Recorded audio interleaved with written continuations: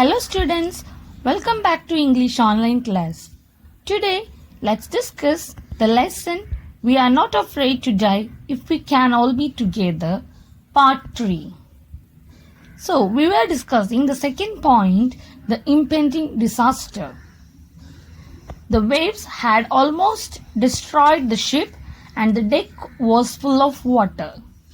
The narrator was doing some repair works, otherwise they would surely sink. So in the previous class we have discussed up to that. Now we will continue the rest of the lesson. Somehow I managed to stretch canvas and secure waterproof hatch covers across the gaping holes. Some water continued to stream below, but most of it was now being deflected over the side. So the narrator stretched the canvas cloth and secured the waterproof hatch which covered the gaping holes. Some water streamed below and some was deflected through the other side. More problems arose when our hand pumps started to block up with the debris floating around the cabins and the electric pump short-circuited. So what happened is the hand pump was blocked because debris means rubbish. The waste materials which was floating in the water. Because of those rubbish, the hand pump was blocked and entered it, the electric pump short-circuited, and because of that the pump was short-circuited. Now the next paragraph. The water level rose threateningly. Back on deck, I found that our two spare hand pumps had been wrenched overboard. Along with the forestay-sail, the jib, the dinghies and the main anchor. So as the water level had rose, the narrator found two hand pumps had been removed along with a rope, jib and a small boat. Dinghy means a small boat, and the main anchor. Then I remembered we had another electric pump under the chart room floor. I connected it to an outpipe and was thankful to find that it worked. So to their luck, they found another electric pump under the chart room floor. So he connected it to an outpipe and luckily it got worked. Next paragraph. The night dragged on with an endless, bitterly cold routine of pumping, steering and working the radio. We were getting no replies to our mayday calls. So the whole night was dragged with their endless activity of pumping and steering and also working the radio. Working the radio means to get help from the authorities. But there was no reply from the mayday calls. Mayday call is a distress signal used during emergency procedure.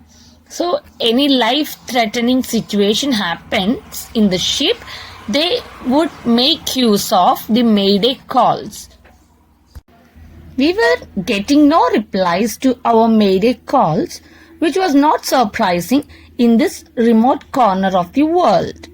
Sue's head had swollen alarmingly. She had two enormous black eyes and now she showed us a deep cut on her arm.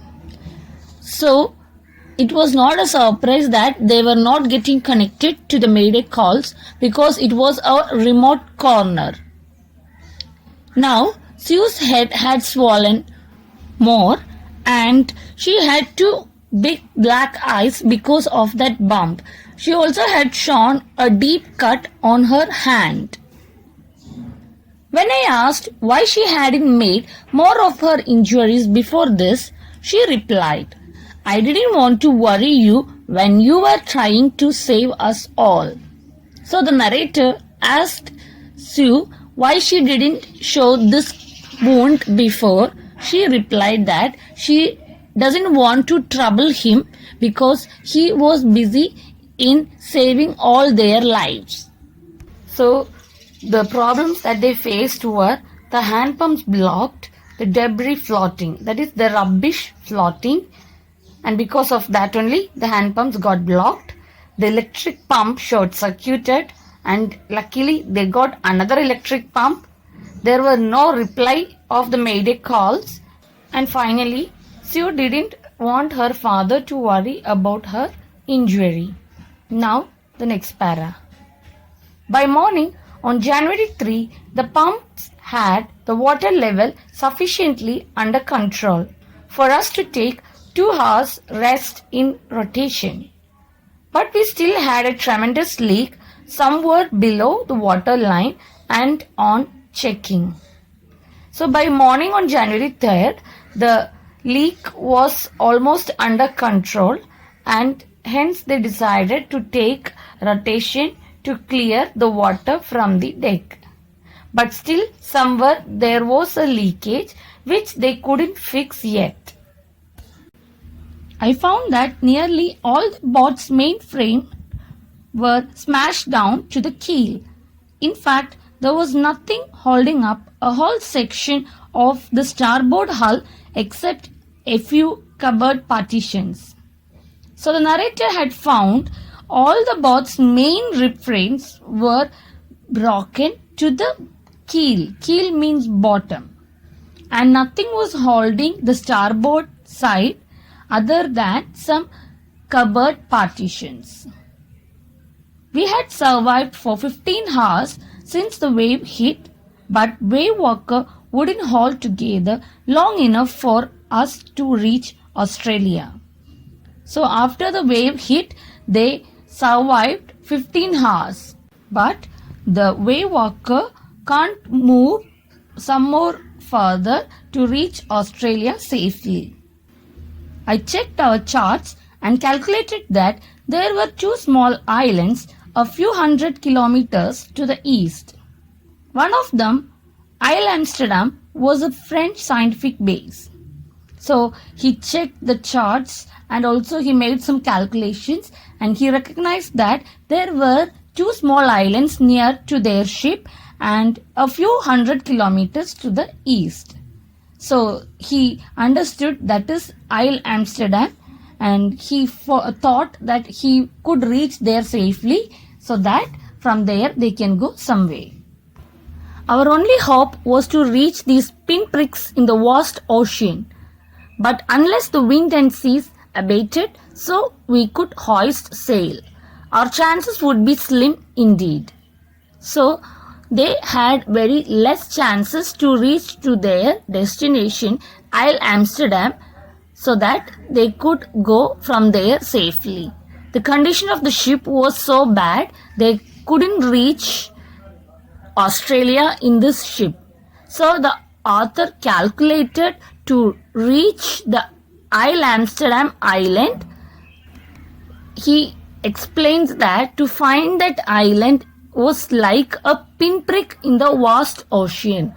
Pinprick in the vast ocean is an expression which means that in such a big ocean it is very difficult to find such a small island.